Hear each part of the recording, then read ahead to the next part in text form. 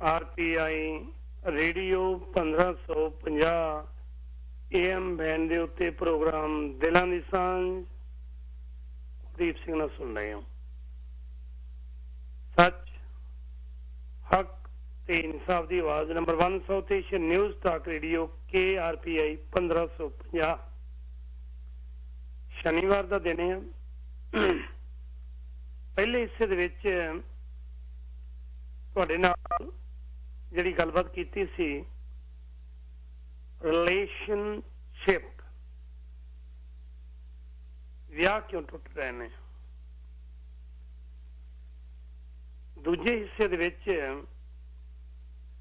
अज कौम दे उस महान जरनैल बाबा बंदा सिंह बहादुर का जन्मदिन है। कल कुछ समा मिलिया, कुछ विद्वान सज्जणा दे नाल बह के सिख है, सिख ने सिखना है। मैं एक स्टूडेंट हाँ, लर्नर हाँ, मैनू बहुत आनंद आता है इस गल दे विचों एक इहो जी रूह नाल मुलाकात हुई जिन्हां ने कल दे डॉक्टर जगजीत सिंह उन्हां वल्लों जिहड़ा वैबीनार हर ऐतवार नूं हुंदा है, उस वैबीनार दे विच शामिल भी होना है। ठीक वैनकूवर दा समा 5 बजे। वैबीनार दे लिंक दे लई तुसीं मेरे नाल 604 339 71 17 ते सिर्फ इन्ना ही कह दिओ सेंड मी द लिंक, या फिर डॉक्टर जगजीत सिंह उन्हां दा सैल नंबर है 818 एरिया कोड 1 है पहला 18184723927 एक 818 472 3927 WhatsApp नंबर है। इन्ना ही भेज दिओ कि मैनू लिंक भेजियो जी। लिंक आ जाएगा तो कल 5 बजे ज्वाइन जरूर करियो। जदों गलबात चल रही सी ते मेरे मन दे विच कई सवाल उभर रहे सी कि साडा जिहड़ा सिख यूथ है अज तो 30 वरे पहला 5 या 6 गुरुद्वारे लोअर मेनलैंड च होया करदे सी, अज 2 दर्जन तो वध ने। 2 दर्जन तो वध गुरुद्वारे होने के बावजूद गुरुद्वारियां विच संगतां वध गईयां, लोग बहुत आ गए। नगर कीर्तन जदों 1999 तो पहला वाला सरी दे विच आरंभ होया सी ते थोड़े मसीं 1000 दे लागे तागे कुछ व्यक्ति सन जिहड़े शामिल होए। कोविड तो पहला नगर कीर्तन दे विच जिहड़ी गिणती मीडिया वालों दसी गई 5 तो 10 किलोमीटर के एरिए दे विच केसरी ते नीले रंग दीयां दस्तारां दिखदियां सन। 4 लाख तो लैके 5 लाख लोकां दा हजूम नगर कीर्तन वाले दिन इकट्ठा हो गया। लोग आ गए, पर गुरुद्वारियां दे विच जिहड़ी स्थिति बनी हुई है जदों जाके देखी दी है, साडे बच्चे गुरुद्वारियां तो पासे हो रहे हैं, गुरुद्वारे जाण तो मुनकर हो रहे हैं, गुरुद्वारे नहीं जाना चाहते। कारण की ने? इस संबंध विच मैं पहली बारी लाइफ मुलाकात हुई है, जिवें पंजाबी च कहंदे ने मकनातीस की तरह बंदा खिंचिया जाता है, उन्हां दी रूह ते शख्सियत ते इसे तरह मैं प्रभावित होया। बॉम्बे दे विच टीचर ट्रेनिंग कॉलेज है, HSNC यूनिवर्सिटी है बम्बई दे विच। उत्थे बकायदा रिसर्च गाइड ने जिहड़े डॉक्टरेट स्टूडेंट्स ने, इन्हां दे बकायदा सिख लिटरेचर स्टडी दे उत्ते मटीरियल दे उत्ते कोर्सां दे उत्ते काफ़ी परचे छपे ने। कई कॉन्फ्रेंसां ते सैमीनार उन्होंने ਅਟੈਂਡ ਕੀਤੇ ਨੇ ਲਗਾਤਾਰ ਪੇਪਰਾਂ 'ਚ ਤੇ ਐਜੂਕੇਸ਼ਨਲ ਜਿਹੜੇ ਜਰਨਲ ਨੇ ਉਹਦੇ ਵਿੱਚ ਸਿੱਖੀਜ਼ਮ ਦੇ ਉੱਤੇ ਵੀ ਨਾਲ ਲਿਖਦੇ ਰਹਿੰਦੇ ਆ। ਮੇਰੀ ਮੁਰਾਦ ਹੈ ਡਾਕਟਰ ਮਨਦੀਪ ਕੌਰ ਜਿਹੜੇ ਬਕਾਇਦਾ ਪ੍ਰੋਫੈਸਰ ਨੇ, ਅੱਜ ਉਹਨਾਂ ਨੂੰ ਪ੍ਰੋਗਰਾਮ ਦੇ ਵਿੱਚ ਸ਼ਾਮਲ ਕਰਨ ਜਾ ਰਹੇ ਹਾਂ। ਡਾਕਟਰ ਮਨਦੀਪ ਕੌਰ ਜੀ, ਪ੍ਰੋਗਰਾਮ ਦਿਲਾਂ ਦੀ ਸਾਂਝ KRPI ਰੇਡੀਓ 1550 AM ਬੈਂਡ ਤੇ ਤੁਹਾਡਾ ਬਹੁਤ ਬਹੁਤ ਸਵਾਗਤ ਹੈ ਜੀ। ਵੀਰ ਜੀ, ਵਾਹਿਗੁਰੂ ਜੀ ਕਾ ਖਾਲਸਾ, ਵਾਹਿਗੁਰੂ ਜੀ ਕੀ ਫਤਿਹ ਜੀ। ਬਹੁਤ ਬਹੁਤ ਤੁਹਾਡਾ ਪ੍ਰੋਗਰਾਮ ਦੇ ਵਿੱਚ ਸਵਾਗਤ ਹੈ। ਪ੍ਰੋਗਰਾਮ ਦਿਲਾਂ ਦੀ ਸਾਂਝ KRPI ਰੇਡੀਓ 1550 AM ਬੈਂਡ ਤੇ ਪਹਿਲੀ ਵਾਰੀ ਆਏ ਹੋ, ਮੈਨੂੰ ਮਾਣ ਹੈ ਤੁਹਾਡੇ ਤੇ। ਅੱਜ ਥੋੜਾ ਜਿਹਾ ਤੁਹਾਡੇ ਤੋਂ ਜਿਹੜੀ ਮੈਂ ਥੋੜੀ ਜਿਹੀ ਭੂਮਿਕਾ ਬੰਨੀ ਹੈ, ਸਾਡਾ ਯੂਥ, ਸਾਡੀ ਯੰਗ ਜਨਰੇਸ਼ਨ ਕਿਉਂ ਸਾਡੇ ਓਰੀਜਨ ਤੋਂ, ਸਿੱਖੀਜ਼ਮ ਤੋਂ ਪਰੇ ਹੁੰਦੀ ਜਾ ਰਹੀ ਹੈ, ਦੂਰ ਹੁੰਦੀ ਜਾ ਰਹੀ ਹੈ, ਥੋੜਾ ਜਿਹਾ ਉਹਦੇ ਬਾਰੇ ਜਾਣਨਾ ਚਾਹਾਂਗੇ ਤੇ ਇਸ ਤੋਂ ਬਾਅਦ ਅੱਗੇ ਚੱਲਦੇ ਕਿ ਇਹਦੇ ਚ ਪਰਿਵਾਰਾਂ ਦਾ ਕੀ ਰੋਲ ਹੈ। ਜੀ ਭੈਣ ਜੀ। ਵੀਰ ਜੀ, ਸਾਰੇ ਸਰੋਤਿਆਂ ਨੂੰ ਮੇਰੇ ਵੱਲੋਂ ਵਾਹਿਗੁਰੂ ਜੀ ਕਾ ਖਾਲਸਾ, ਵਾਹਿਗੁਰੂ ਜੀ ਕੀ ਫਤਿਹ ਜੀ। ਤੁਸੀਂ ਆਪਾਂ ਜਿਹੜਾ ਇਸ਼ੂ ਅੱਜ ਡਿਸਕਸ ਕਰ ਰਹੇ ਹਾਂ ਕਿ ਸਾਡਾ ਸਿੱਖ ਯੂਥ ਜਿਹੜਾ ਹੈ ਉਹ ਸਿੱਖੀਜ਼ਮ ਦੇ ओरिजिन जे कहिए तो सिखिज्म दे धुरे तो, सिखिज्म अपने आप च कंप्लीट धुरा है और इहदे आले दुआले असी सारा सिखिज्म जिहड़ा असी कह सकते हैं कि पूरी कायनात, पूरा सिखिज्म इहदे ओरिजिन दे आले दुआले जिहड़ा घूम रहा है या असी ओहदे इंगेज्ड हां, इनवॉल्वड हां, पर साडा अपना सिख यूथ डिविएट हो रहा है अपने धुरे तो। ते इस पॉइंट पे जे मैं एक गल करा कि सिख यूथ नू मैं गुरसिख कहना चाहांगी कि गुरसिख जिहड़ा है वो डिविएट हो रहा। पहली गल जदों असीं सिख यूथ दी गल करदे हां, वो अपने आप नू सिख ते कह रहे ने, बच्चे कह रहे ने, यूथ कह रहा, जरूरी नहीं मैं यूथ दी गल कर रही हां, ईवन अडल्ट आल्सो, कि असीं सिख हां। ਅਸੀਂ ਸਿੱਖ ਨੂੰ ਕੀ ਸਮਝ ਲਿੱਤਾ ਹੈ? ਅਸੀਂ ਸਿੱਖ ਨੂੰ ਇੱਕ ਸਿੱਖ ਆਈਡੈਂਟੀਟੀ ਸਮਝ ਲਿੱਤੀ ਹੈ। ਉਹ ਟਰਬਨਡ ਸਿੱਖ ਹੈ ਕਿ ਨਾਨ ਟਰਬਨਡ ਸਿੱਖ ਹੈ। ਜੇ ਅਸੀਂ ਗੁਰਸਿੱਖ ਦੀ ਗੱਲ ਕਰੀਏ ਤੇ ਉਹ ਗੁਰੂ ਦੇ ਰਸਤੇ ਤੇ ਚੱਲਣ ਵਾਲਾ ਸਿੱਖ, ਗੁਰਸਿੱਖ ਜਿਹਨੂੰ ਅਸੀਂ ਕਹੀਏ, ਤੇ ਉਹ ਜਿਹੜਾ ਤਨੋਂ ਵੀ ਸਿੱਖ ਹੈ ਤੇ ਮਨੋਂ ਵੀ ਸਿੱਖ ਹੈ ਔਰ ਗੁਰੂ ਦੀ ਦੱਸੀ ਹੋਈ ਰਾਹ ਤੇ ਚੱਲਣ ਵਾਲਾ ਸਿੱਖ ਜਿਹੜਾ ਹੈ ਉਹ ਅੱਜ ਦੀ ਡੇਟ ਵਿੱਚ 21ਵੀਂ ਸਦੀ ਦੇ ਵਿੱਚ ਉਹ ਆਪਣੇ ਧੁਰੇ ਤੋਂ ਡਿਵੀਏਟ ਹੋ ਚੁੱਕਾ ਹੈ। ਨਾ ਸਾਨੂੰ ਸਭ ਤੋਂ ਪਹਿਲੇ ਗੁਰਸਿੱਖੀ ਦਾ ਮਤਲਬ ਸਮਝਣਾ ਪਏਗਾ ਵੀ ਅਸੀਂ ਗੁਰਸਿੱਖ ਕਿਹਨੂੰ ਕਹਿ ਰਹੇ ਹਾਂ। ਗੁਰਸਿੱਖ ਨੂੰ ਕਹਿ ਰਹੇ ਹਾਂ ਜਿਹੜਾ ਗੁਰੂ ਨੂੰ ਮੰਨਣ ਵਾਲਾ, ਜਿਹੜਾ ਗੁਰੂ ਨੂੰ ਅੰਦਰੋਂ ਵੀ ਮੰਨੇ ਤੇ ਬਾਹਰੋਂ ਵੀ ਮੰਨੇ।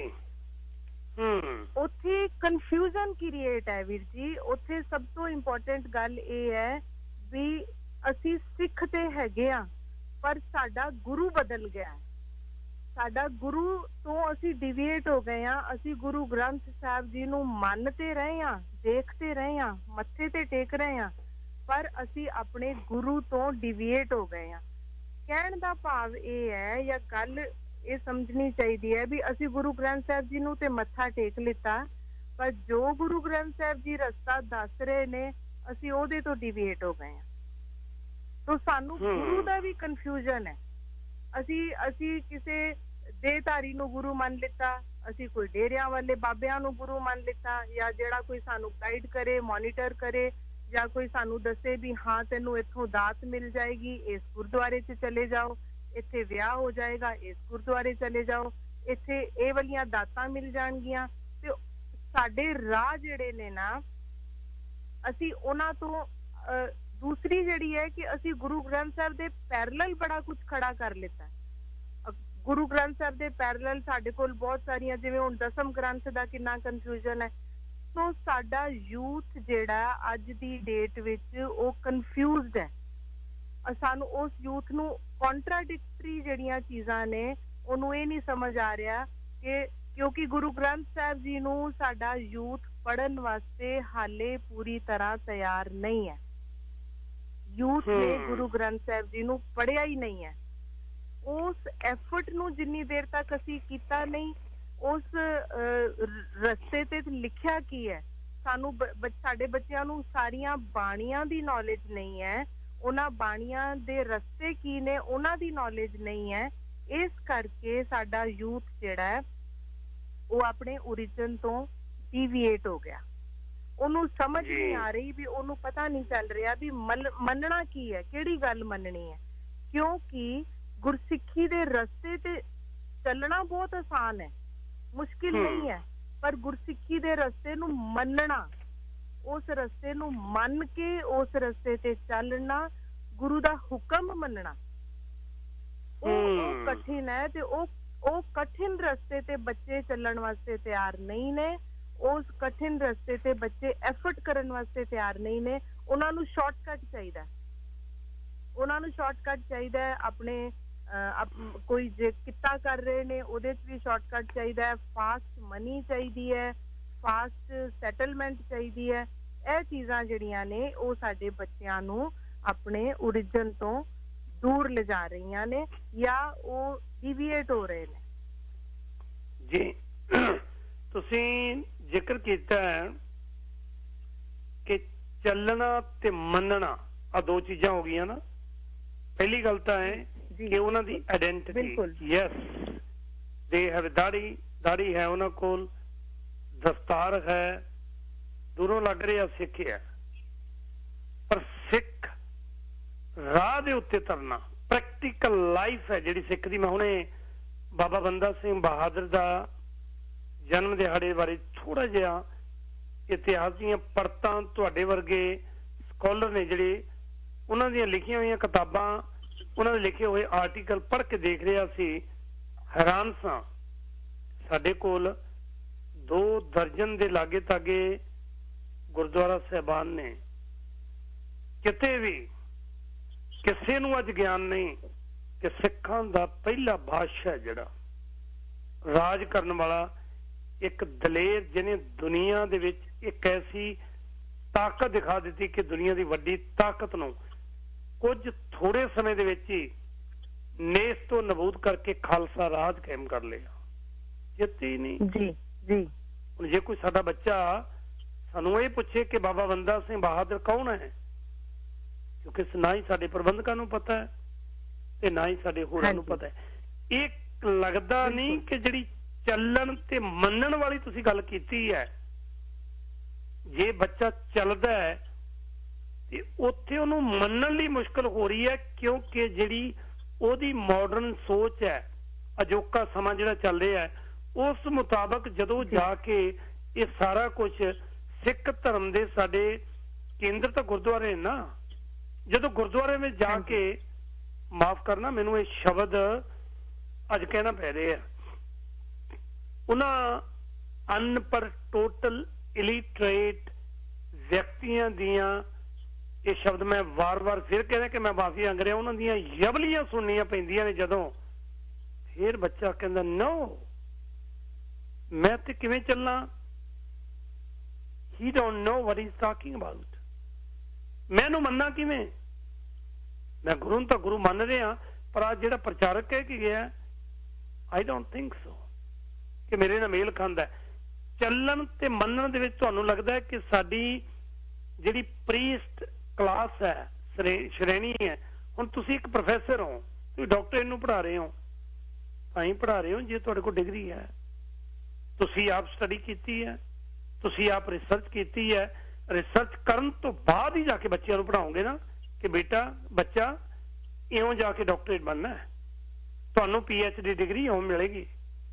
ਸਾਡੇ ਤੁਹਾਨੂੰ ਲੱਗਦਾ ਨਹੀਂ ਕਿ ਸਭ ਤੋਂ ਵੱਡਾ ਦੁਖਾਂਤ ਇਹ ਹੈ ਕਿ ਸਾਡੀ ਪ੍ਰੀਸਟ ਸ਼੍ਰੇਣੀ ਹੈ, ਪ੍ਰਚਾਰਕ ਵਰਗ ਹੈ ਜਿਹੜਾ ਟੋਟਲੀ ਇਲਿਟਰੇਟ ਹੈ, ਜਿਹਦੇ ਕਰਕੇ ਚੱਲਣ ਤੇ ਮੰਨਣ 'ਚ ਮੁਸ਼ਕਲ ਆ ਰਹੀ ਹੈ। ਵੀਰ ਜੀ ਇੱਥੇ ਮੈਂ ਇੱਕ ਗੱਲ ਇਹ ਕਹਿਣੀ ਚਾਹਾਂਗੀ, ਸਿੱਖੀਜ਼ਮ ਦੇ ਵਿੱਚ ਗੁਰਦੁਆਰਾ ਜਿਹੜਾ ਹੈ ਨਾ ਉਹ ਸਭ ਤੋਂ ਪਹਿਲੇ ਘਰੋਂ ਸ਼ੁਰੂ ਹੁੰਦਾ। ਗੁਰਦੁਆਰਾ ਸਾਡੇ ਮਾਂ-ਬਾਪ ਤੋਂ ਸ਼ੁਰੂ ਹੁੰਦਾ, ਗੁਰਦੁਆਰਾ ਸਾਡੇ ਪਰਿਵਾਰਾਂ ਤੋਂ ਸ਼ੁਰੂ ਹੁੰਦਾ। ਗੁਰਦੁਆਰੇ ਅਸੀਂ ਜਾਂਦੇ ਹਾਂ ਜਦੋਂ ਸਾਨੂੰ ਕੋਈ, ਅਸੀਂ ਬੱਚੇ ਜਿਵੇਂ ਅੱਜ ਤੋਂ बड़े साल पहले देखो दादा दादी नाना नानी के हाँ एक परंपरा सी कि गुरुद्वारे जाना है ते पर पहला गुरुद्वारा हर सिख बच्चे दा ओदा अपना घर जेड़ा है वो पहला गुरुद्वारा है वो पहली सिक्ख्या जेड़ी है वो मां बाप कोलों मिल रही है हुण साडी तरासी ए है या साडा दुखांत ए है कि जेड़ी ए जनरेशन है जिवें ਅਸੀਂ ਕਹੀਏ ਅੱਜ ਜਿਹੜੀ ਜਨਰੇਸ਼ਨ ਜਿਹੜੀ ਜਿਸ ਉਮਰ ਵਿੱਚ 30 ਸਾਲ 40 ਸਾਲ 50 ਸਾਲ ਦੇ ਵਿੱਚ ਵਾਲੀ ਜਨਰੇਸ਼ਨ ਹੈ ਨਾ ਉਹ ਜਨਰੇਸ਼ਨ ਦਾ ਉਹਨਾਂ ਦਾ ਆਪਣਾ ਕਨਫਿਊਜ਼ਨ ਬੜਾ ਇੱਕ ਮਿੰਟ ਵੀਰ ਜੀ ਜੀ ਉਹਨਾਂ ਦਾ ਆਪਣਾ ਹਾਂਜੀ ਉਹਨਾਂ ਦਾ ਵੀਰ ਜੀ ਆਵਾਜ਼ ਆ ਰਹੀ ਹੈ ਬਿਲਕੁਲ ਬਿਲकुल क्लियर है जी go ahead no problem at all हाँ जी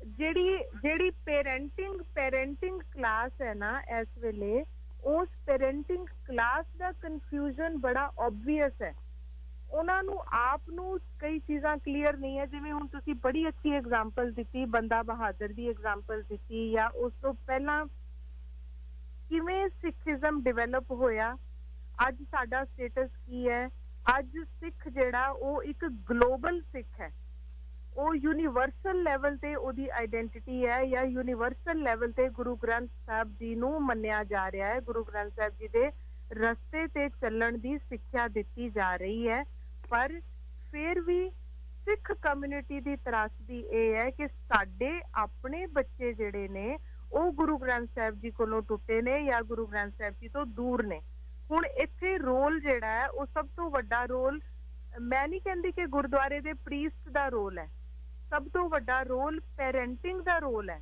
ਮਾਂ ਬਾਪ ਦਾ ਰੋਲ ਹੈ ਅਸੀਂ ਆਪਣੇ ਬੱਚਿਆਂ ਨੂੰ ਕੀ ਦਿੱਤਾ ਹੈ ਔਰ ਫਿਰ ਅਸੀਂ ਆਪਣੇ ਬੱਚਿਆਂ ਕੋਲੋਂ ਕੀ ਐਕਸਪੈਕਟ ਕਰ ਰਹੇ ਹਾਂ ਜੇ ਅਸੀਂ ਉਹਨਾਂ ਨੂੰ ਗੁਰਸਿੱਖੀ ਦੇ ਰਸਤੇ ਤੇ ਚੱਲਣ ਦੀ ਸਿੱਖਿਆ ਦਿੱਤੀ ਨਹੀਂ ਜੇ ਅਸੀਂ ਉਹਨਾਂ ਬੱਚਿਆਂ ਨੂੰ ਗੁਰਸਿੱਖੀ ਦਾ ਓਰੀਜਨ ਉਹਨਾਂ ਦਾ ਸਟਰੋਂਗ ਕੀਤਾ ਨਹੀਂ ਤੇ ਵੀਰ ਜੀ ਉਹਨਾਂ ਬੱਚਿਆਂ ਨੂੰ ਕੋਈ ਨਾ ਕੋਈ ਰੀਜ਼ਨ ਮਿਲੇਗਾ ਆਪਣੇ ਧੁਰੇ ਤੋਂ ਡਿਵੀਏਟ ਹੋਣ ਦਾ ਪਹਿਲੀ ਗੱਲ ਇੱਥੇ ਇਹ ਹੈ ਜੀ ਦੂਸਰੀ ਗੱਲ ਜਿਹੜੀ ਬਹੁਤ ਇੰਪੋਰਟੈਂਟ ਗੱਲ ਹੈ ਕਿ ਸਾਡੇ ਪੰਜਾਬੀ ਪਰਿਵਾਰ ਜਿਹੜੇ ਪਹਿਲੇ ਉਹ ਬਹੁਤ ਭਰਿਆ ਪੂਰਾ ਪਰਿਵਾਰ ਹੁੰਦਾ ਸੀ ਉਹਦੇ ਚ ਚਾਚੇ ਤਾਏ ਭੈਣ ਭਰਾ ਸਾਰੇ ਇਕੱਠੇ ਰਹਿੰਦੇ ਸੀ ਸਾਡੇ ਸੰਯੁਕਤ ਪਰਿਵਾਰ ਹੁੰਦੇ ਸੀ ਔਰ ਉਹਨਾਂ ਪਰਿਵਾਰਾਂ ਵਿੱਚੋਂ ਕੋਈ ਨਾ ਕੋਈ ਜੇ ਮਾਂ-ਬਾਪ ਅਵੇਲੇਬਲ ਨਹੀਂ ਨੇ ਤੇ ਕੋਈ ਚਾਚਾ ਚਾਚੀ ਕੋਈ ਤਾਇਆ ਤਾਈ ਕੋਈ ਭੂਆ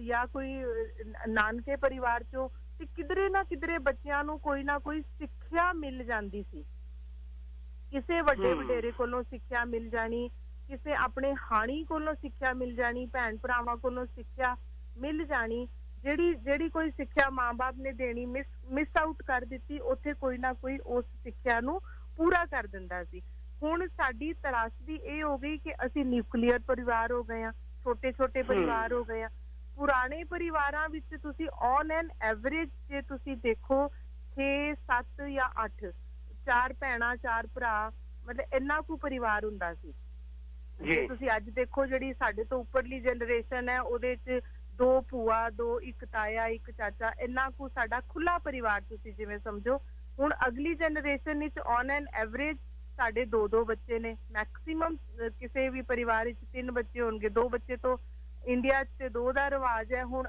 ਅੱਜ ਜਿਹੜੀ ਕਰੰਟ ਜਨਰੇਸ਼ਨ ਹੈ ਉੱਥੇ ਸਿਰਫ ਇੱਕੋ ਬੱਚੇ ਦਾ ਪਰਿਵਾਰ ਹੈ ਹੁਣ ਪਹਿਲਾਂ ਹੋ ਗਿਆ ਅਸੀਂ ਜੁਆਇੰਟ ਫੈਮਿਲੀਜ਼ ਤੋਂ ਨਿਊਕਲੀਅਰ ਫੈਮਿਲੀ ਤੇ ਆ ਗਏ ਹੁਣ ਨਿਊਕਲੀਅਰ ਫੈਮਿਲੀ ਤੋਂ ਅੱਗੇ ਜਿਹੜੀ ਹੈ ਉਹ ਚੋਇਸ ਬੇਸਡ ਪੈਰੈਂਟਿੰਗ ਜੇ ਮੇਰਾ ਦਿਲ ਕਰੇਗਾ ਤੇ ਮੈਂ ਪੈਰੈਂਟ ਬਣਾਂਗਾ ਜੇ ਮੇਰਾ ਦਿਲ ਨਹੀਂ ਕਰੇਗਾ ਮੈਂ ਪੈਰੈਂਟ ਨਹੀਂ ਬਣਾਂਗਾ ਜੇ ਮੈਂ ਸਿੰਗਲ ਪੈਰੈਂਟ ਬਣਨ ਦੀ ਵੀ ਕੋਸ਼ਿਸ਼ ਕਰਾਂਗਾ ਅੱਜ ਕੱਲ ਸਿੰਗਲ ਪੈਰੈਂਟਿੰਗ ਦਾ ਵੀ ਇੱਕ ਟ੍ਰੈਂਡ ਚੱਲਣਾ ਸ਼ੁਰੂ ਹੋ ਗਿਆ ਸੋ ਇੱਥੇ ਜਿਹੜਾ ਰੋਲ ਹੈ ਨਾ ਉਹ ਸਭ ਤੋਂ ਪਹਿਲੇ ਪੈਰੈਂਟ ਜਿਹੜਾ ਹੈ ਉਹ ਚੋਇਸ ਨਾਲ ਪੈਰੈਂਟਿੰਗ ਕਰ ਰਿਹਾ ਆਪਣੀ ਚੋਇਸ ਨਾਲ ਬੱਚਿਆਂ ਨੂੰ ਜੋ ਚੀਜ਼ ਦੇਣੀ ਆਪਣੇ ਔਰ ਸਭ ਤੋਂ ਵੱਡੀ ਇਹ ਵੀ ਗੱਲ ਹੁੰਦੀ ਹੈ ਜਿਵੇਂ ਸਾਨੂੰ ਜਿਹੋ ਜੀ ਪੈਰੈਂਟਿੰਗ ਮਿਲੀ ਹੁੰਦੀ ਹੈ ਨਾ ਅਸੀਂ ਉਹੀ ਜੀ ਪੈਰੈਂਟਿੰਗ ਸ਼ੁਰੂ ਕਰ ਦਿੰਦੇ ਹਾਂ ਜੇ ਸਾਨੂੰ ਥੋੜੀ ਸਟ੍ਰਿਕਟ ਪੈਰੈਂਟਿੰਗ ਮਿਲੀ ਹੈ ਤੇ ਅਸੀਂ ਵੀ ਕਈ ਵਾਰੀ ਉਸ ਰਸਤੇ ਤੇ ਚੱਲਣ ਦੀ ਪਰ ਅੱਜ ਕੱਲ 21ਵੀਂ ਸੈਂਚੁਰੀ ਵਿੱਚ ਸਾਨੂੰ ਲਿਬਰਲ ਪੈਰੈਂਟ ਬਣਨਾ ਪਏਗਾ ਸਾਨੂੰ ਬੱਚਿਆਂ ਦੀਆਂ ਚੋਇਸਿਸ ਨੂੰ ਕੰਸੀਡਰ ਕਰਨਾ ਪਏਗਾ ਔਰ ਉਹਨਾਂ ਦੀਆਂ ਚੋਇਸਿਸ ਵਿੱਚ ਰਾਈਟ ਕੀ ਹੈ ਔਰ ਰੋਂਗ ਕੀ ਹੈ। ਉਹ ਬੱਚੇ ਸਾਨੂੰ ਨਜ਼ਰ ਆ ਰਿਹਾ ਹੈ ਕਿ ਗਲਤ ਰਸਤੇ ਤੇ ਚੱਲ ਰਹੇ ਨੇ, ਸਾਨੂੰ ਉਹਨਾਂ ਨੂੰ ਰਾਈਟ ਡਾਇਰੈਕਸ਼ਨ ਦੇਣੀ ਪਏਗੀ, ਪਰ with logic, with true knowledge. Logic is very important. ਅੱਜ ਕੱਲ ਦੇ ਬੱਚਿਆਂ ਵਾਸਤੇ ਲੌਜਿਕ ਬਹੁਤ ਇੰਪੋਰਟੈਂਟ ਹੈ। ਅੱਜ ਕੱਲ ਦੇ ਬੱਚਿਆਂ ਵਾਸਤੇ ਪ੍ਰੂਫ ਜਿਹੜਾ ਹੈ, ਐਵੀਡੈਂਸ ਜਿਹੜਾ ਹੈ, ਉਹ ਬਹੁਤ ਇੰਪੋਰਟੈਂਟ ਹੈ। ਤੇ ਜਦੋਂ ਅਸੀਂ ਉਹਨਾਂ ਨੂੰ ਐਵੀਡੈਂਸ ਨਾਲ ਕੋਈ ਚੀਜ਼ ਤੇ ਕਨਵਿੰਸ ਕਰਨ ਦੀ ਕੋਸ਼ਿਸ਼ ਕਰਦੇ ਹਾਂ, ਜਿਵੇਂ ਫੋਰ ਐਗਜ਼ਾਮਪਲ ਗੁਰਬਾਣੀ ਦੀਆਂ ਤੁਕਾਂ ਨਾਲ, ਵੀਰ ਜੀ ਮੇਰਾ ਇੱਕ ਬਹੁਤ ਖਿਆਲ ਬਹੁਤ ਸਟਰੋਂਗ ਹੈ ਮੇਰੀ ਆਪਣੀ ਅਪਬ੍ਰਿੰਗਿੰਗ ਵਿੱਚ ਜਾਂ ਮੇਰੀਆਂ ਲਾਈਫ ਦੀਆਂ ਪ੍ਰੈਕਟਿਸ ਵਿੱਚ। ਗੁਰਬਾਣੀ ਸਾਨੂੰ ਹਰ ਸਿਚੁਏਸ਼ਨ ਤੇ, ਕੋਈ ਵੀ ਸਿਚੁਏਸ਼ਨ ਹੋਵੇ, ਗੁਰਬਾਣੀ ਸਾਨੂੰ ਰਾਹ ਦੱਸਦੀ ਹੈ। ਜਿਵੇਂ ਜੇ ਮੈਂ ਆਪਣੇ ਬੱਚਿਆਂ ਕੋਲੋਂ ਕੰਮ ਵੀ ਕਰਵਾਉਣਾ ਹੋਵੇ ਤੇ ਮੈਂ ਉਹਨਾਂ ਨੂੰ ਕਹਿ ਦਿੰਦੀ ਹਾਂ, ਆਪਣ ਹੱਥੀਂ ਆਪਣਾ ਆਪੇ ਹੀ ਕਾਜ ਸਵਾਰੀ। ਤੇ ਜੇ ਮੇਰੇ ਬੱਚੇ ਲੜਾਈ ਕਰਦੇ ਹੋਣ, ਮੈਂ ਉਹਨਾਂ ਨੂੰ ਕਹਿ ਦਿੰਦੀ ਹਾਂ, ਮੂਰਖੇ ਨਾਲ ਨਾ ਲੁੱਝੀਏ, ਪੜ ਅੱਖਰ ਇਹੋ ਬੁੱਝੀਏ। ਦੂਸਰੀ ਗੱਲ ਇਹ ਹੈ ਕਿ ਜੇ ਅਸੀਂ ਗੁਰਬਾਣੀ ਦੇ ਵਿੱਚ ਬੱਚਿਆਂ ਨੂੰ ਰਸਤੇ ਦੱਸਦੇ ਜਾਈਏ ਕਿ ਇਹ ਰਸਤਾ ਜਿਹੜਾ ਉਹ ਗੁਰਬਾਣੀ ਸਵਾਲ ਵੀ ਹੈ ਤੇ ਜਵਾਬ ਵੀ ਹੈ। ਹਰ ਸਿਚੁਏਸ਼ਨ ਵਿੱਚ ਸਾਨੂੰ ਗੁਰਬਾਣੀ ਦੇ ਰਸਤੇ ਤੋਂ ਜਵਾਬ ਵੀ ਮਿਲ ਜਾਂਦਾ ਹੈ। ਅਸੀਂ ਕਿਸੇ ਕ੍ਰਾਈਸਿਸ ਵਿੱਚ ਵੀ ਬੈਠੇ ਹੋਈਏ, ਸਾਨੂੰ ਗੁਰਬਾਣੀ ਜਵਾਬ ਦਿੰਦੀ ਹੈ। ਪਰ ਉਹ ਜਿਹੜੀ ਚੀਜ਼ ਹੈ ਨਾ, ਉਹ ਅਸੀਂ ਅੱਜ ਕੱਲ ਮਿਸ ਆਊਟ ਕਰ ਰਹੇ ਹਾਂ, ਕਿਉਂਕਿ ਸਾਡਾ ਪਰਿਵਾਰਿਕ ਟਾਈਮ ਜਿਹੜਾ ਉਹ ਬਹੁਤ ਘੱਟ ਗਿਆ। ਪਰਿਵਾਰਿਕ ਟਾਈਮ ਪੂਰਾ ਕਰਨ ਵਾਲਾ ਸਾਡਾ, ਪਰਿਵਾਰਿਕ ਟਾਈਮ ਜਿਹੜਾ ਹੈ ਉਹ ਪੂਰਾ ਕਰਨ ਵਾਲਾ ਸਾਡੇ ਕੋਲ ਭਰਪੂਰ ਪਰਿਵਾਰ ਹੀ ਨਹੀਂ ਹੈ। ਜੇ ਮਾਂ ਅਵੇਲੇਬਲ ਨਹੀਂ ਹੈ ਤੇ ਬੱਚੇ ਕੋਲ ਨਾਨੀ ਨਹੀਂ ਹੈ, ਦਾਦੀ ਨਹੀਂ ਹੈ, ਕੋਈ ਭੂਆ, ਕੋਈ ਮਾਸੀ ਨਹੀਂ ਹੈ ਜਿਹੜੀ ਮਾਂ ਦੀ ਕਮੀ ਨੂੰ ਬੱਚੇ ਵਾਸਤੇ ਪੂਰਾ ਕਰ ਸਕੇ। ਸੋ ਕਿਉਂਕਿ ਸਾਡੇ ਪਰਿਵਾਰਿਕ ਰਿਸ਼ਤੇ ਜਿਹੜੇ ਨੇ ਉਹਨਾਂ ਦੇ ਵਿੱਚ ਵੀ ਬਹੁਤ ਗੈਪ ਆ ਗਿਆ, ਦੂਰੀ ਆ ਗਈ ਹੈ। ਇਸ ਕਰਕੇ ਪਰਿਵਾਰਿਕ ਰਿਸ਼ਤਿਆਂ ਵਿੱਚੋਂ ਵੀ ਕਈ ਚੀਜ਼ਾਂ ਪੂਰੀਆਂ ਕੀਤੀਆਂ ਜਾ ਸਕਦੀਆਂ ਸੀ, ਪਰ ਉਹਨਾਂ ਪਰਿਵਾਰਿਕ ਰਿਸ਼ਤਿਆਂ, ਉਹਨਾਂ ਸੰਬੰਧਾਂ ਵਿੱਚੋਂ ਵੀ ਬੱਚਿਆਂ ਨੂੰ ਪੂਰਾ ਆਪਣੀ ਜਿਹੜੀ ਹੈ ਕਹਿ ਲਓ ਕਿ ਗੁਰਸਿੱਖੀ ਦੀ ਨੌਲੇਜ ਜਾਂ ਗੁਰਸਿੱਖੀ ਦਾ ਰਸਤਾ ਜਾਂ ਫਿਰ ਗੁਰਸਿੱਖੀ ਤੇ ਰਸਤੇ ਤੇ ਚੱਲਣ ਦੀ ਉਹਨਾਂ ਨੂੰ ਨਹੀਂ ਮਿਲ ਰਹੀ, ਐਜੂਕੇਸ਼ਨ ਨਹੀਂ ਮਿਲ ਰਹੀ। ਇਸ ਕਰਕੇ ਮੈਂ ਨਹੀਂ ਐਕਸਪੈਕਟ ਕਰਦੀ ਕਿ ਗੁਰਦੁਆਰੇ ਦੇ ਪ੍ਰੀਸਟ ਜਿਹੜੇ ਨੇ ਉਹੀ ਬੱਚਿਆਂ ਨੂੰ ਡਾਇਰੈਕਟ ਕਰਨਗੇ। ਡਾਇਰੈਕਸ਼ਨ ਦਾ ਰੋਲ ਜਿਹੜਾ ਪਰਿਵਾਰਿਕ ਰੋਲ ਵੀ ਬਹੁਤ ਇੰਪੋਰਟੈਂਟ ਹੈ। ਗੁਰਦੁਆਰੇ ਦੇ ਜੇ ਅਸੀਂ ਹਾਂਜੀ ਜ਼ਰੂਰ, ਬਹੁਤ ਵਧੀਆ ਤਰੀਕੇ ਨਾਲ ਤੁਸੀਂ ਐਕਸਪਲੇਨ ਕੀਤਾ ਹੈ ਕਿ ਪ੍ਰੀਸਟ ਬਾਅਦ ਦੇ ਵਿੱਚ ਹੈ, ਪਹਿਲਾਂ ਪਰਿਵਾਰ ਹੈ। ਜੇ ਪਰਿਵਾਰ ਆਪਣੀ ਜ਼ਿੰਮੇਵਾਰੀ ਸਮਝ ਕੇ ਬੱਚੇ ਨੂੰ ਪ੍ਰੋਪਰ ਨਹੀਂ ਜਾਣਕਾਰੀ ਦੇ ਰਿਹਾ, ਫਿਰ ਅਸੀਂ ਪ੍ਰੀਸਟ ਨੂੰ, ਪ੍ਰੀਚਰ ਨੂੰ, ਪ੍ਰਚਾਰਕ ਨੂੰ ਦੋਸ਼ ਨਹੀਂ ਦੇ ਸਕਦੇ। ਵਪਾਰਕ ਸੰਦੇਸ਼ ਹੋਲਡ ਕਰਕੇ ਰੱਖਿਓ, ਵਾਪਸ ਆਏ ਥੋੜਾ ਜਿਹਾ ਜੀ। KRP ਰੇਡੀਓ 1550 AM ਬੈਂਡ ਦੇ ਉੱਤੇ ਸੁਣ ਰਹੇ ਹੋ। ਮੇਰੇ ਨਾਲ ਸਾਡੀ ਕਮਿਊਨਿਟੀ ਦੀ ਬਹੁਤ ਹੀ ਸਤਿਕਾਰਯੋਗ ਸ਼ਖਸੀਅਤ ਡਾਕਟਰ ਮਨਦੀਪ ਕੌਰ, ਕਿਉਂਕਿ ਕਈਆਂ ਨੇ ਰੇਡੀਓ ਦੇਰ ਨਾਲ ਟਿਊਨ ਇਨ ਕੀਤਾ ਹੁੰਦਾ ਹੈ, ਜਿਹੜੇ ਬੰਬੇ ਦੇ ਵਿੱਚ ਟੀਚਰਸ ਟ੍ਰੇਨਿੰਗ ਕਾਲਜ ਹੈ, ਜਿੱਥੇ ਡਾਕਟਰੇਟ ਵਾਲੇ ਸਟੂਡੈਂਟ ਨੇ ਰਿਸਰਚ ਕਰਨ ਆਉਂਦੇ ਨੇ, ਉਹਨਾਂ ਨੂੰ ਇਹ ਗਾਈਡ ਕਰਦੇ ਆ। ਤੇ ਅੱਜ ਕੁਦਰਤੀ ਸਬਬ ਬਣਿਆ ਕਿਉਂਕਿ ਕੱਲ ਨੂੰ ਇਹਨਾਂ ਨੇ ਵੈਬੀਨਾਰ ਦੇ ਵਿੱਚ ਸ਼ਾਮਲ ਹੋਣਾ ਹੈ ਕਿ ਸਿੱਖ ਵੂਮਨ, ਜਿਹੜੀਆਂ ਸਿੱਖ ਔਰਤਾਂ ਨੇ, ਉਹਨਾਂ ਦੀ ਇੰਪਾਵਰਮੈਂਟ ਦੇ ਉੱਤੇ ਗੱਲਬਾਤ ਹੋਏਗੀ। ਪਰ ਅੱਜ ਮੈਂ ਕਿਸ ਅਲੱਗ ਅੰਦਾਜ਼ ਦੇ ਵਿੱਚੋਂ ਗੱਲਬਾਤ ਕਰ ਰਿਹਾ ਕਿ ਸਾਡਾ ਯੂਥ ਹੈ ਜਿਹੜਾ, ਉਹ ਕਿਉਂ ਡੈਵੀਏਟਡ ਹੋ ਰਿਹਾ, ਅਲੱਗ ਹੋ ਰਿਹਾ, ਦੂਸਰੇ ਪਾਸੇ ਜਾ ਰਿਹਾ, ਧਿਆਨ ਨਹੀਂ ਦੇ ਰਿਹਾ, ਉਹਦਾ ਰੁਝਾਨ ਨਹੀਂ ਹੈ। ਤੁਸੀਂ ਗੁਰਦੁਆਰਿਆਂ ਦੇ ਵਿੱਚ ਆਮ ਕਰਕੇ ਦੇਖੋਗੇ ਜਾਂ ਹੋਰ ਕਾਨਫਰੰਸਾਂ 'ਚ ਦੇਖੋਗੇ, ਸਿਰਫ ਚਿੱਟੀਆਂ ਦਾੜੀਆਂ ਵਾਲਾ ਹੀ ਮਿਲਦੇ ਆ ਤੁਹਾਨੂੰ ਯੂਥ ਨਹੀਂ ਮਿਲਦਾ। ਯੂਥ ਇੰਟਰਸਟਡ ਕਿਉਂ ਨਹੀਂ ਹੈ? क्यों यूथ हौले हौले अपने ओरिजिन नालों असल नालों विरसे नालों विरासत नालों दूर ਹੁੰਦਾ ਜਾ ਰਿਹਾ। ਸਵਾਲ ਅੱਜ ਇਹ ਹੈ, ਇਹਦੇ ਵਿੱਚ ਡਾਕਟਰ ਸਾਹਿਬਾਨ ਗੱਲਬਾਤ ਕਰ ਰਹੇ ਨੇ, ਥੋੜਾ ਜਿਹਾ ਨੂੰ ਅੱਗੇ ਹੋਰ ਇਲੈਬੋਰੇਟ ਕਰੀਏ।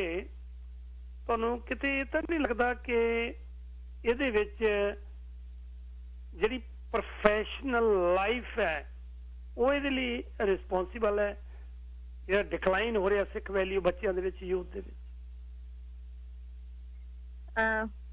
ਵੀਰ ਜੀ ਦੇਖੋ, ਜਿਵੇਂ ਹੁਣੇ ਮੈਂ ਤੁਸੀਂ ਪਹਿਲਾਂ ਜਿਹੜਾ ਕੁਐਸਚਨ ਸੀਗਾ ਕਿ ਪ੍ਰੀਸਟ ਜਿਹੜਾ ਮਤਲਬ ਇੱਕ ਗੁਰਦੁਆਰੇ ਦਾ ਭਾਈ ਜੀ ਜਾਂ ਉਹ ਕੀ ਰਿਸਪੌਂਸੀਬਲ ਹੈ, ਜਾਂ ਮਤਲਬ ਜੇ ਅਸੀਂ ਇਹ ਸੋਚੀਏ ਵੀ ਗੁਰਦੁਆਰੇ ਦੇ ਭਾਈ ਜੀ ਨੇ ਸਾਡੇ ਬੱਚਿਆਂ ਦੇ ਵਿੱਚ ਵੈਲਿਊਜ਼ ਡਿਵੈਲਪ ਕਰਨੀਆਂ ਨੇ, ਤੇ ਇਹਦਾ ਮਤਲਬ ਇਹ ਹੋਇਆ ਕਿ ਅਸੀਂ ਆਪਣੀ ਪੈਰੈਂਟਿੰਗ ਜਿਹੜੀ ਹੈ ਉਹ ਆਊਟਸੋਰਸ ਕਰ ਦਿੱਤੀ।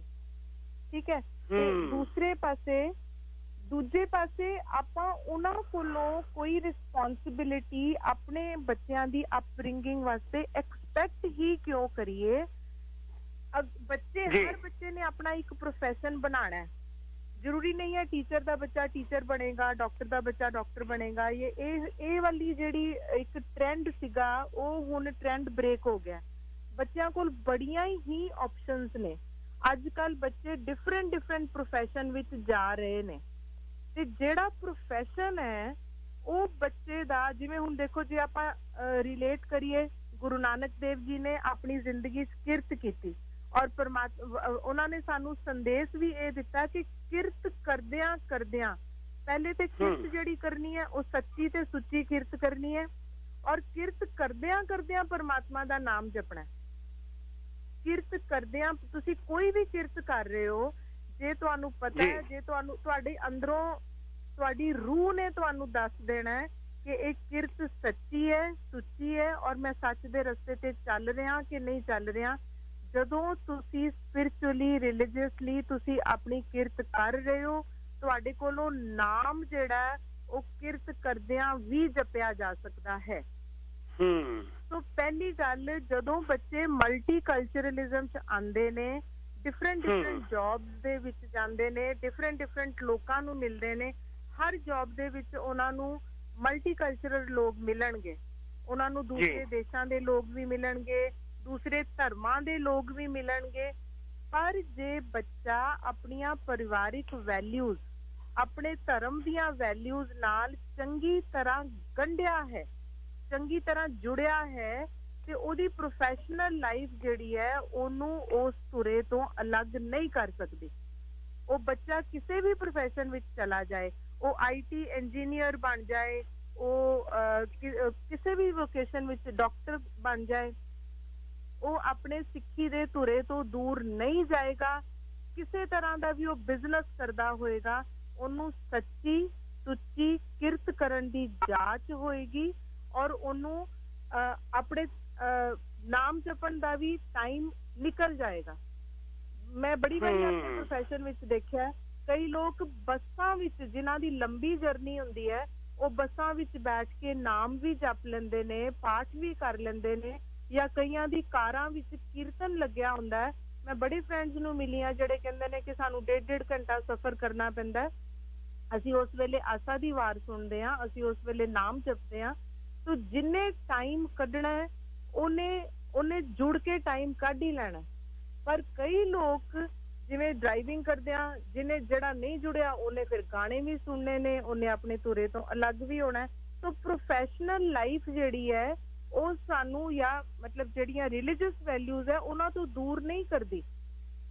ਸਾਡਾ ਕਿੱਤਾ, ਸਾਡੀ ਕਿਰਤ ਜਿਹੜੀ ਹੈ ਉਹ ਦੂਰ ਨਹੀਂ ਕਰ ਸਕਦੀ, ਬਲਕਿ ਆਪਣੇ ਕਿੱਤੇ ਔਰ ਆਪਣੇ ਕਿਰਤ ਨੂੰ ਅਸੀਂ ਆਪਣੇ ਧਰਮ ਨਾਲ, ਆਪਣੇ ਨਾਮ ਜਪਣ ਜਾਂ ਆਪਣੀਆਂ ਵੈਲਿਊਜ਼ ਨਾਲ ਜੋੜ ਸਕਦੇ ਹਾਂ। ਇਹ ਸਾਨੂੰ ਆਪਣੇ ਜਿਹੜੇ ਯੂਥ ਨੂੰ ਇਹ ਗਾਈਡ ਕਰਨਾ ਪਏਗਾ ਕਿ ਨਾਮ ਜਪਣ ਵਾਸਤੇ ਜ਼ਰੂਰੀ ਨਹੀਂ ਹੈ ਕਿ ਅਸੀਂ ਗੁਟਕਾ ਫੜ ਕੇ ਬਹਿ ਜਾਈਏ, ਅਸੀਂ ਸਿਰਫ 1.5 ਘੰਟਾ ਨਿਤਨੇਮ ਜਿਹੜਾ ਸਵੇਰੇ ਕਰਨਾ ਤਾਂ ਹੀ ਪਰਮਾਤਮਾ ਨੂੰ ਯਾਦ ਕੀਤਾ ਜਾ ਸਕਦਾ।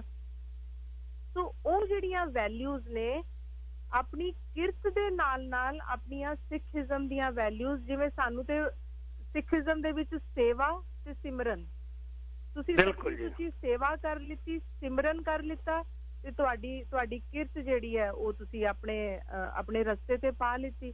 ਸੋ ਪ੍ਰੋਫੈਸ਼ਨਲ ਲਾਈਫ ਦੇ ਨਾਲ ਆਪਣੀਆਂ ਵੈਲਿਊਜ਼ ਨੂੰ ਜੋੜ ਕੇ ਰੱਖਣਾ ਹੈ, ਇਹ ਸਾਨੂੰ ਆਪਣੇ ਯੂਥ ਨੂੰ, ਕਿਉਂਕਿ ਬੱਚੇ ਕਈ ਵਾਰੀ ਕਹਿ ਦਿੰਦੇ ਨੇ ਕਿ ਟਾਈਮ ਨਹੀਂ ਮਿਲਦਾ, ਪਾਠ ਕਰਨ ਦਾ ਟਾਈਮ ਨਹੀਂ ਮਿਲਦਾ, ਸਾਡੇ ਕੋਲ ਨਹੀਂ ਇੰਨਾ ਟਾਈਮ ਹੈਗਾ ਕਿ ਅਸੀਂ ਬਹਿ ਜਾਈਏ, ਅਸੀਂ ਪਾਠ ਕਰੀਏ, ਅਸੀਂ ਕੀਰਤਨ ਸੁਣੀਏ। ਪਰ ਆਪਣੇ ਪ੍ਰੋਫੈਸ਼ਨ ਦੇ ਨਾਲ ਆਪਣੀਆਂ ਵੈਲਿਊਜ਼ ਨੂੰ ਕਾਇਮ ਰੱਖਿਆ ਜਾ ਸਕਦਾ ਹੈ। ਜੀ ਵਾਹ ਜੀ ਵਾਹ, ਬਹੁਤ ਖੂਬ। ਯਾਨੀ ਕਿ ਕਿਰਤ ਦੇ ਨਾਲ ਜਿਹੜੀ ਅਸੀਂ ਕੰਮ ਕਰ ਰਹੇ ਹਾਂ, ਮਲਟੀ ਕਲਚਰਿਜ਼ਮ ਦੇ ਵਿੱਚ ਰਹਿਣ ਦੇ ਬਾਵਜੂਦ ਵੀ ਆਪਣੀ ਵੈਲਿਊਜ਼ ਨੂੰ ਸੰਭਾਲ ਕੇ ਰੱਖਣਾ ਹੈ। ਜੇ ਲੱਗ ਰਿਹਾ ਹੈ ਕਿ ਸਾਨੂੰ ਖਾਣਾ ਖਾਣ ਲੱਗਿਆ ਨਾਲ ਦਾ ਭੁੱਖਾ ਬੈਠਾ ਹੈ, ਫਿਰ ਕਿਸੇ ਦੀ ਮਦਦ ਕਰਨ ਦਾ ਕਿਰਤ ਦੇ ਦੌਰਾਨ ਸਾਨੂੰ ਮੌਕਾ ਮਿਲਦਾ ਹੈ, ਫਿਰ ਸਾਨੂੰ ਇਹ ਸ਼ਬਦ ਗੁਰਬਾਣੀ ਦਾ ਯਾਦ ਆ ਜਾਂਦਾ ਹੈ, ਕਾਲ ਖਾਏ ਕਿਛ ਹੱਥੋਂ ਦੇ ਨਾਨਕ ਰਾਹ ਪਛਾਣੇ। ਇਹ ਫਿਰ ਚੇਤੇ ਆਏਗਾ। ਚੇਤੇ ਤਾਂ ਹੀ ਆਏਗਾ ਜੇ ਤੁਹਾਡੇ ਅੰਦਰ, ਮਨ ਦੇ ਵਿੱਚ, ਹਿਰਦੇ ਦੇ ਅੰਦਰ ਗੁਰਬਾਣੀ ਪੜ੍ਹਨ ਨਾਲ ਨਹੀਂ, ਕੱਲੀ ਪੜ੍ਹਨ ਨਾਲ ਨਹੀਂ ਕਿ ਅਸੀਂ ਰੋਜ਼ਾਨਾ ਨਿਤਨੇਮ ਕਰਨਾ ਤਾਂ ਗੱਲ ਬਣੇਗੀ, ਨਹੀਂ, ਰਟਨ ਨਾਲ ਵੀ ਨਹੀਂ। ਜਿੱਦ ਤੱਕ ਮੇਰੀ ਆਪਣੀ ਸੋਚ ਹੈ, ਗੁਰਬਾਣੀ ਨੂੰ ਇੰਪਲੀਮੈਂਟ ਕਦੋਂ ਤੇ ਕਿੱਥੇ ਤੇ ਕਿਵੇਂ ਕਰਨਾ ਹੈ ਬਹੁਤ ਜ਼ਰੂਰੀ ਹੈ।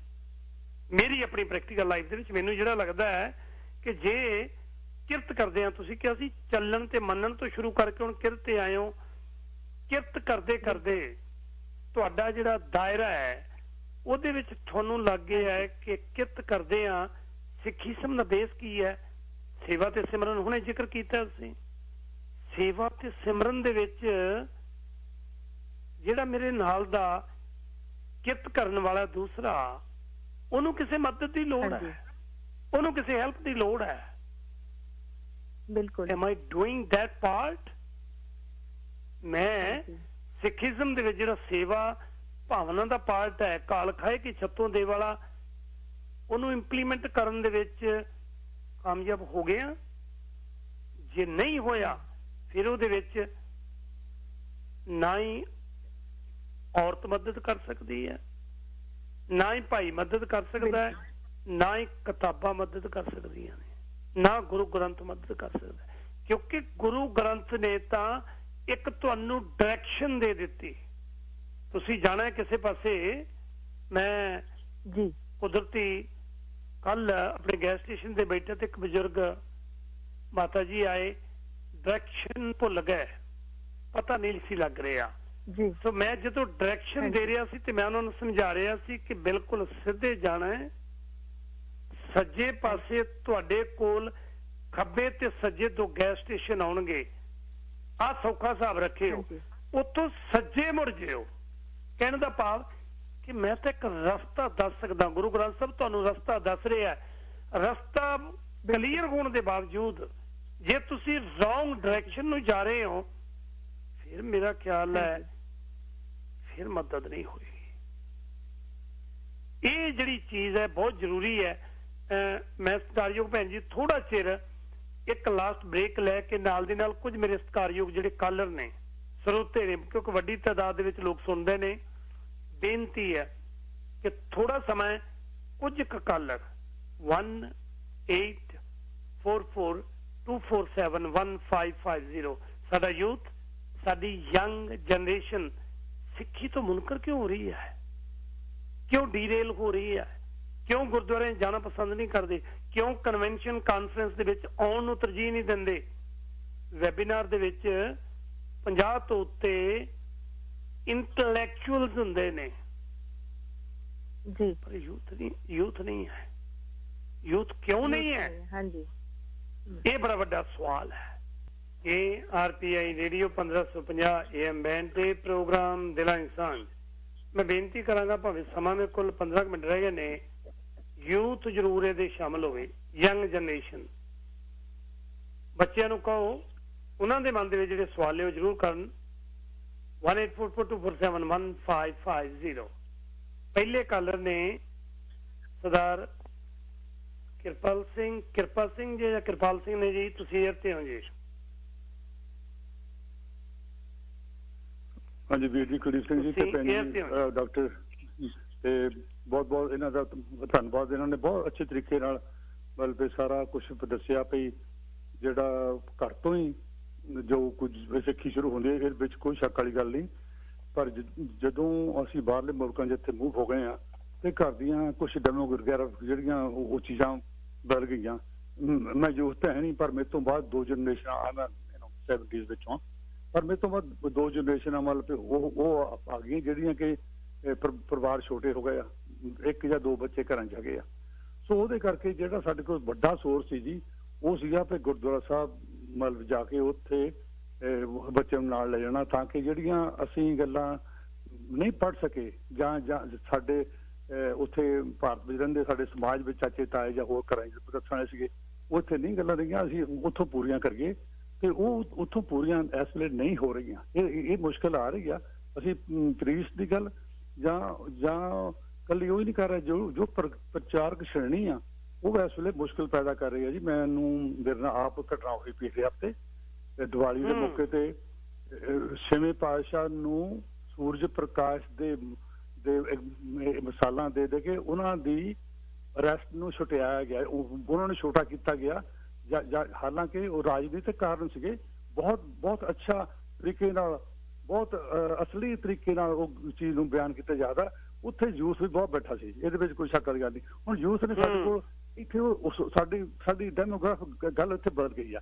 ਸੋ ਅਸੀਂ ਉਸ ਚੀਜ਼ ਨੂੰ ਇੱਕ ਤਰ੍ਹਾਂ ਸੋਰਸ ਮੰਨਦੇ ਆ ਤੇ ਜੇ ਪੰਥਕ ਜਿਹੜੇ ਗੁਰਦੁਆਰੇ ਕਹਾਉਂਦੇ ਆ ਤੇ ਜੇ ਉਹਨਾਂ ਵਿੱਚ ਸੂਰਜ ਪ੍ਰਕਾਸ਼ ਦੀਆਂ ਗੱਪ ਗਪੌੜਾਂ ਚੱਲਦੀਆਂ ਉਹਦੇ ਚ ਸੂਖਮ ਸਰੀਰ ਦੀ ਗੱਲ ਲੋਕ ਸਿੱਖਾਂ ਨੇ ਸੂਖਮ ਸਰੀਰ ਕਰਤਾ ਉਹ ਗੱਲਾਂ ਬੱਚੇ ਨਹੀਂ ਮੰਨਦੇ ਕਿ ਲਵੇ ਸੂਖਮ ਸਰੀਰ ਕਿੱਦਾਂ ਹੋ ਸਕੇ ਤੁਸੀਂ ਸ਼ੇਰ ਬਣ ਸਕਦੇ ਆ ਫਲਾਨਾ। ਇਹ ਗਪੌੜ ਗੱਲਾਂ ਆ ਇਹ ਇੱਥੇ ਬੰਦ ਹੋਣੀਆਂ ਚਾਹੀਦੀਆਂ ਤਾਂ ਕਿ ਅਸਲੀ ਪ੍ਰਚਾਰ ਜੇ ਹੁੰਦਾ ਹੋਵੇ ਪੰਥਕ ਮਤਲਬ ਜਿਹੜੇ ਗੁਰਦੁਆਰੇ ਆ ਜੇ ਕਹਾਉਂਦੇ ਆ ਉੱਥੇ ਇਹ ਸੂਰਜ ਪ੍ਰਕਾਸ਼ ਵਰਗੇ ਗਪੌੜਾਂ ਨਹੀਂ ਚੱਲਣਗੀਆਂ। ਜੋ ਅਸਲੀ ਗੱਲਾਂ ਹੈਗੀਆਂ ਜੋ ਉਦੋਂ ਦੇ ਇਤਿਹਾਸਕਾਰਾਂ ਨੇ ਲਿਖੀਆਂ ਉਹਨਾਂ ਗੱਲਾਂ ਨੂੰ ਉਜਾਗਰ ਜੇ ਕੀਤਾ ਨਾ ਪ੍ਰੋਪਰ ਤਰੀਕੇ ਨਾਲ ਸਿੱਖੀ ਦੇ ਸਿਧਾਂਤ ਦੇ ਨਿਹਾਇਤ ਨਾਲ ਜੇ ਉਜਾਗਰ ਨਹੀਂ ਕਰਾਂਗੇ ਤੇ ਸਾਡਾ ਨੁਕਸਾਨ ਹੋ ਰਿਹਾ। ਅਸੀਂ ਤੁਹਾਡਾ ਬਹੁਤ ਬਹੁਤ ਧੰਨਵਾਦ। ਤੁਸੀਂ ਬੜੇ ਅੱਛੇ ਤਰੀਕੇ ਨਾਲ ਸੁਲਝੇ ਤਰੀਕੇ ਨਾਲ ਸਾਨੂੰ ਗੱਲਬਾਤ ਦੱਸੀ ਆ। ਘਰ ਤੋਂ ਗੱਲਾਂ ਸ਼ੁਰੂ ਹੁੰਦੀਆਂ ਤੁਹਾਡੀ ਗੱਲ ਬਿਲਕੁਲ ਸਹੀ ਆ ਪਰ ਜੋ ਕੁਝ ਸਾਡੇ ਨਾਲ ਇੱਥੇ ਬੀਤ ਰਿਹਾ ਅਸੀਂ ਉਹ ਵੀ ਉਹਦਾ ਤੁਹਾਨੂੰ ਬਿਆਨ ਕਰ ਰਹੇ ਹਾਂ ਪਈ ਤਾਂ ਕਿ ਇੱਥੇ ਸੁਧਾਰ ਵੀ ਹੋ ਜਾਏ। ਤੁਹਾਡਾ ਧੰਨਵਾਦ ਤੁਹਾਨੂੰ ਬਹੁਤ ਜੀ। ਜਿਸ ਕਾਰਯੋਗ ਭੈਣ ਜੀ ਗਿਆਨ ਤੇ ਵਿਸ਼ਵਾਸ ਹਾਂਜੀ ਦੋ ਚੀਜ਼ਾਂ ਹੋ ਗਈਆਂ। ਹਾਂਜੀ ਕਰਿਓ ਕਲੀਅਰ ਜਿਹੜਾ। ਹਾਂਜੀ ਵੀਰ ਜੀ ਦੇਖੋ ਜੋ ਹੁਣੇ ਵੀਰ ਜੀ ਨੇ ਇਹਨਾਂ ਨੇ ਵੀ ਤਰਾਸਦੀ ਜਿਹੜੀ ਹੈ ਉਹ ਸ਼ੇਅਰ ਕੀਤੀ ਹੈ ਕਿ ਇੱਥੇ ਕੈਨੇਡਾ ਚ ਆ ਕੇ ਅਮਰੀਕਾ ਚ ਆ ਕੇ ਆਸਟ੍ਰੇਲੀਆ ਨਿਊਜ਼ੀਲੈਂਡ ਅਸੀਂ ਕਿੱਥੇ ਵੀ ਦੇਖੀਏ ਉੱਥੇ ਸਾਨੂੰ ਐਜ਼ ਅ ਪੈਰੈਂਟ ਇਹ ਲੱਗਿਆ ਕਿ ਸ਼ਾਇਦ ਗੁਰਦੁਆਰੇ ਜਿਹੜੇ ਨੇ ਉਹ ਸਾਡੇ ਬੱਚਿਆਂ ਦੀ ਅਪਬ੍ਰਿੰਗਿੰਗ ਨੂੰ ਕੰਪਲੀਟ ਕਰ ਦੇਣਗੇ। ਤੋ ਅਸੀਂ ਹੌਲੀ ਹੌਲੀ ਕੀ ਕੀਤਾ ਅਸੀਂ ਗੁਰਦੁਆਰਿਆਂ ਨੂੰ ਓਵਰ ਰਿਸਪੌਂਸਿਬਿਲਿਟੀ ਦੇ ਦਿੱਤੀ। ਅਸੀਂ ਪ੍ਰੀਸਟ ਨੂੰ ਓਵਰ ਰਿਸਪੌਂਸਿਬਲ ਬਣਾ ਦਿੱਤਾ। ਅਸੀਂ ਬਣਾਇਆ ਅਸੀਂ ਉਹਨਾਂ ਨੂੰ ਰਿਸਪੌਂਸਿਬਿਲਿਟੀ ਹੈਂਡ ਓਵਰ ਕਰ ਦਿੱਤੀ ਕਿ ਇਹ ਤੁਸੀਂ ਮੈਸੇजेस ਕਨਵੇ ਕਰੋ ਜਾਂ ਤੁਸੀਂ ਪ੍ਰਚਾਰ ਕਰੋ।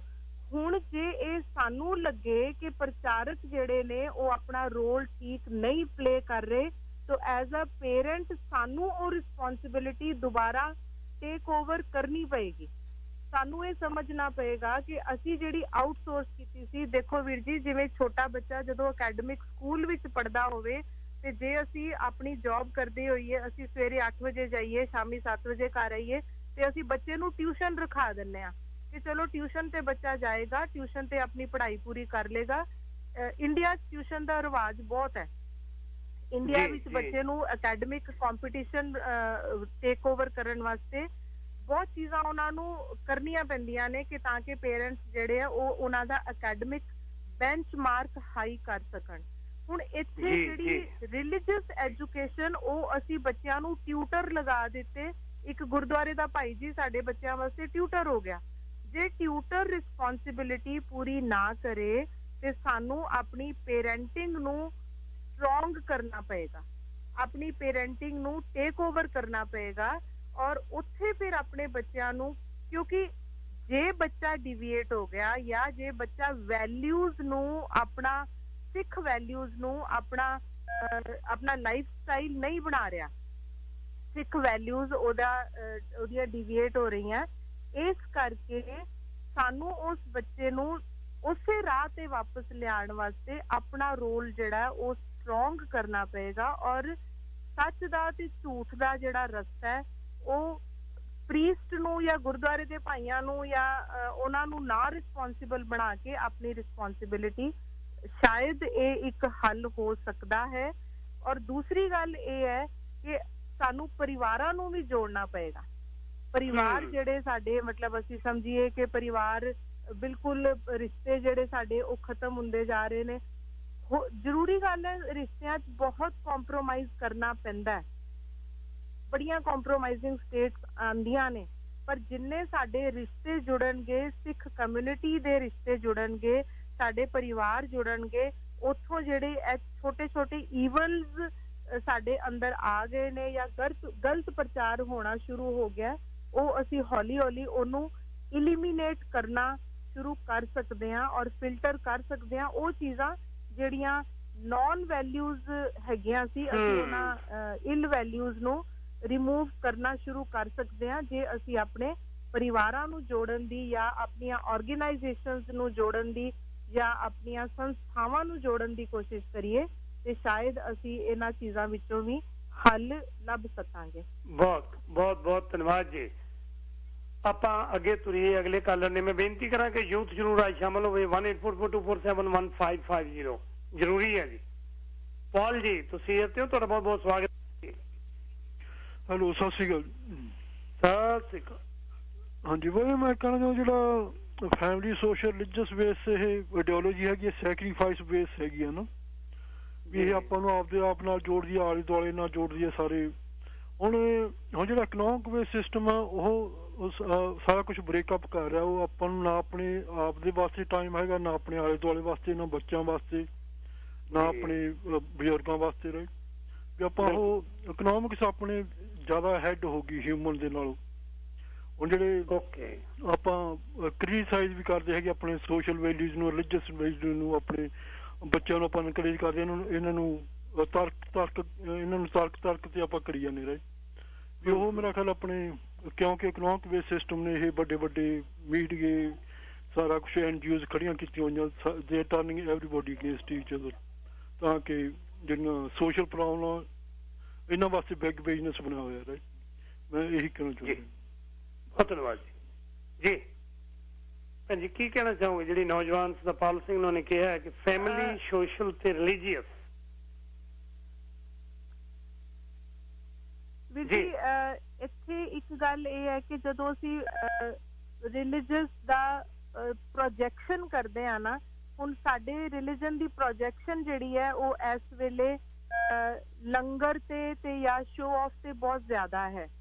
ਫॉर एग्जांपल ਪੰਜਾਬੀ ਵਿਆਹ ਸ਼ਾਦੀਆਂ, ਮਤਲਬ ਅਸੀਂ ਸੋਸ਼ਲਾਈਜੇਸ਼ਨ ਜਿਹੜੀ ਹੈ ਉਹ ਸ਼ੋ ਆਫ ਕਰਨ ਵਾਸਤੇ ਆਪਣੀ ਓਵਰ ਸਪੈਂਡਿੰਗ ਵੀ ਕਰਦੇ ਹਾਂ ਤੇ ਸ਼ਾਇਦ ਸਾਡੇ ਬੱਚਿਆਂ ਨੂੰ ਇੱਕ ਰੋਂਗ ਮੈਸੇਜ ਇਹ ਵੀ ਜਾ ਰਿਹਾ ਹੈ ਕਿ ਪੰਜਾਬੀ ਕਮਿਊਨਿਟੀ ਜਿਹੜੀ ਹੈ, ਸਿੱਖ ਕਮਿਊਨਿਟੀ ਜਿਹੜੀ ਹੈ, ਉਹ ਓਵਰ ਪ੍ਰੋਜੈਕਸ਼ਨ ਜਿਹੜਾ ਉਹ ਸਾਡਾ ਲਾਈਫ ਸਟਾਈਲ ਹੈ ਜਾਂ ਉਹ ਸਾਡਾ ਇੱਕ ਸਾਡੀ ਲਾਈਫ ਦਾ ਪਾਰਟ ਹੈ, which again I would consider। ਮੈਂ ਇੱਥੇ ਇਹ ਵੀ ਕਹਿਣਾ ਚਾਹਾਂਗੀ ਕਿ ਸਾਡੀਆਂ ਜਿਹੜੀਆਂ ਪ੍ਰੈਕਟਿਸਿਸ ਨੇ ਉਹ ਸਾਡੀ ਥਿਊਰੀ ਨਾਲੋਂ ਜਾਂ ਸਾਡੀ ਫਿਲਾਸਫੀ ਨਾਲੋਂ ਬੜੀਆਂ ਰੋਂਗ ਨੇ। ਸਾਨੂੰ ਉਹਦੇ 'ਚ ਵੀ ਕਰੈਕਸ਼ਨ ਕਰਨੀ ਪਏਗੀ। ਸਾਡੀ ਸੋਸ਼ਲਾਈਜੇਸ਼ਨ ਜਿਹੜੀ ਹੈ ਉਹ socialization dependent upon our kitty parties, on our ਜਿੱਥੇ ਅਸੀਂ ਮਨੀ ਸਪੈਂਡ ਕਰੀਏ, ਮਨੀ ਥਰੋ ਅਵੇ ਕਰੀਏ, ਉਹ ਵਾਲੀ ਸੋਸ਼ਲਾਈਜੇਸ਼ਨ ਨਾ ਹੋ ਕੇ ਜੇ ਸਾਡੀ ਗੁਰਬਾਣੀ ਦੀ ਟਾਕ ਹੋਵੇ, ਸਾਡੀ ਫਿਲਾਸਫੀਕਲ ਟਾਕ ਹੋਵੇ, ਸਾਡੇ ਬੱਚੇ ਉਸ ਡਿਬੇਟਸ ਦੇ ਵਿੱਚ, ਡਿਸਕਸ਼ਨ ਦੇ ਵਿੱਚ ਸ਼ਾਮਿਲ ਹੋਣ ਔਰ ਫਿਰ ਅਸੀਂ ਆਪਣੇ ਬੱਚਿਆਂ ਨੂੰ ਉਹਨਾਂ ਦਾ ਮੋਰੇਲ ਬੂਸਟ ਕਰੀਏ ਔਰ ਉਹਨਾਂ ਦਾ ਬੈਂਚਮਾਰਕ ਐਸਕੇਲੇਟ ਕਰੀਏ। ਸਿੱਖ ਵੈਲਿਊਜ਼ ਕੀ ਨੇ, ਜੇ ਉਹ ਸਾਡੇ ਬੱਚੇ ਕਲੀਅਰ ਹੋਣ ਤੇ ਫਿਰ ਜਿਹੜਾ ਮਤਲਬ ਭਾਵੇਂ ਉਹ ਬੱਚਾ ਪਰਸਨਲ ਫਰੰਟ ਤੇ, ਸੋਸ਼ਲ ਫਰੰਟ ਤੇ, ਰਿਲੀਜੀਅਸ ਫਰੰਟ ਤੇ, ਹਰ ਫਰੰਟ ਤੇ ਉਹ ਬੱਚਾ ਸਕਸੈਸਫੁਲ ਹੋ ਸਕਦਾ ਹੈ। ਫਿਰ ਤੁਸੀਂ ਅੱਜ ਜਿਵੇਂ ਮਾਰਨਿੰਗ ਟਾਕ ਜਿਹੜੀ ਕਰ ਰਹੇ ਸੀ ਕਿ ਸਾਡਾ ਡਾਈਵੋਰਸ ਰੇਟ ਵੀ ਇੰਨਾ ਹਾਈ ਹੋ ਗਿਆ, ਜਦੋਂ ਉਹ ਬੱਚੇ ਦੇ ਅੰਦਰ ਮੋਰੈਲਿਟੀ ਜਿਹੜੀ ਹੈ ਉਹ ਹਾਈ ਹੋਏਗੀ, ਈਵਨ ਸਾਡਾ ਡਾਈਵੋਰਸ ਰੇਟ ਜਿਹੜਾ ਉਹ ਕੰਟਰੋਲ ਵਿੱਚ ਹੋਏਗਾ, ਰਿਲੇਸ਼ਨਸ਼ਿਪ ਕੰਟਰੋਲ ਵਿੱਚ ਹੋਏਗਾ। ਸਾਨੂੰ ਰਿਲੇਸ਼ਨਸ਼ਿਪ ਸਿੱਖ ਫਿਲਾਸਫੀ ਦੇ ਬੇਸ ਤੇ ਆਪਣੇ ਰਿਲੇਸ਼ਨਸ਼ਿਪ ਵੀ ਜਿਹੜੇ ਹੈ ਉਹ ਸਟਰੋਂਗ ਕਰਨੇ ਪੈਣਗੇ। ਔਰ ਫਿਰ ਮੈਂ ਇੱਥੇ ਗੱਲ ਜਿਹੜੀ ਮਤਲਬ ਸਿੱਖ ਆਈਡੈਂਟਿਟੀ ਸਿਰਫ ਜਿਹੜੀ ਸਾਡੀ ਉਹ ਆਈਡੈਂਟਿਟੀ ਬਣ ਕੇ ਨਾ ਰਹਿ ਜਾਵੇ। ਜੇ ਕੋਈ ਬੱਚੇ ਨੇ ਜੇ ਉਹ ਟਰਬਨਡ ਸਿੱਖ ਨਹੀਂ ਹੈ ਤਾਂ ਇੱਥੇ ਪੇਰੈਂਟਲ ਐਕਸੈਪਟੈਂਸ ਕਿੰਨੀ ਕੁ ਹੈ, ਜਾਂ ਉਹ ਬੱਚਾ ਜੇ ਸਿੱਖ ਆਈਡੈਂਟਿਟੀ ਤੋਂ ਡਿਵੀਏਟ ਹੋਇਆ ਹੈ ਉਹ ਆਪਣੇ ਵੈਲਿਊਜ਼ ਨੂੰ ਸਟੈਂਡ ਕਰ ਰਿਹਾ ਕਿ ਨਹੀਂ ਕਰ ਰਿਹਾ।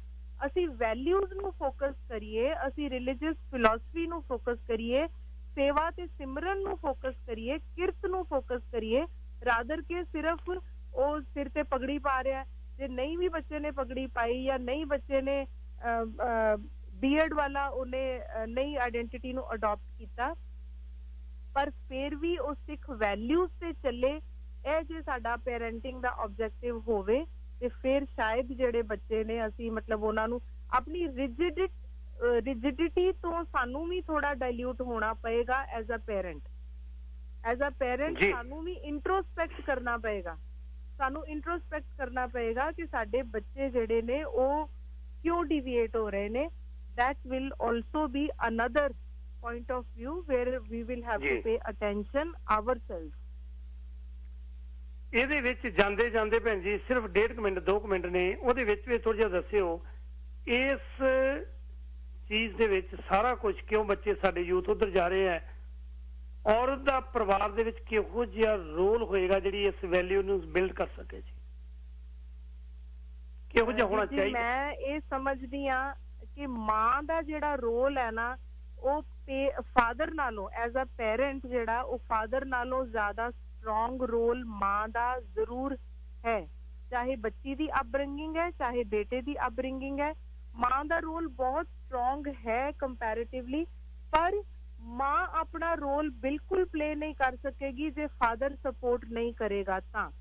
ਤੇ ਜੇ ਫਾਦਰ ਡਿਵੀਏਟ ਹੋਇਆ ਹੋਏਗਾ, ਫਾਦਰ ਵੈਲਿਊਜ਼ ਫੋਲੋ ਨਹੀਂ ਕਰੇਗਾ, ਮਾਂ ਵੀ ਆਪਣਾ ਰੋਲ ਪਲੇ ਨਹੀਂ ਕਰ ਸਕੇਗੀ।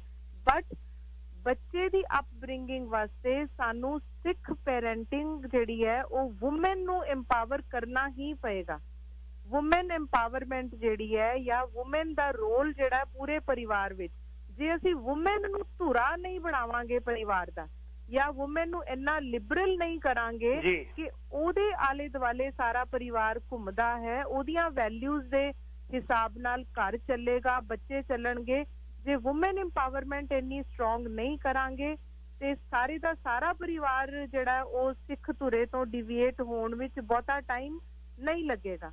ਤੇ ਜਿਹੜੀਆਂ ਵੂਮਨ ਵੈਲਿਊਜ਼ ਨੇ ਨਾ ਉਹ ਕੰਪੈरेटिवली ਫਾਦਰ ਦੀ ਸਪੋਰਟ ਨਾਲ ਤੇ ਜ਼ਰੂਰ ਚੱਲਣਗੀਆਂ, ਪਰ ਵੂਮਨ ਜਿਹੜੀ ਹੈ ਉਹ ਕੰਪੈरेटिवली ਵੈਲਿਊਜ਼ ਨੂੰ ਜ਼ਿਆਦਾ ਰਿਟੇਨ ਕਰਨ ਦੇ ਸਮਰੱਥਾ ਰੱਖਦੀ ਹੈ ਜੀ। ਇਸ ਕਰਕੇ ਵੂਮਨ ਦਾ ਰੋਲ ਜਿਹੜਾ ਪੂਰੇ ਪਰਿਵਾਰ ਵਿੱਚ।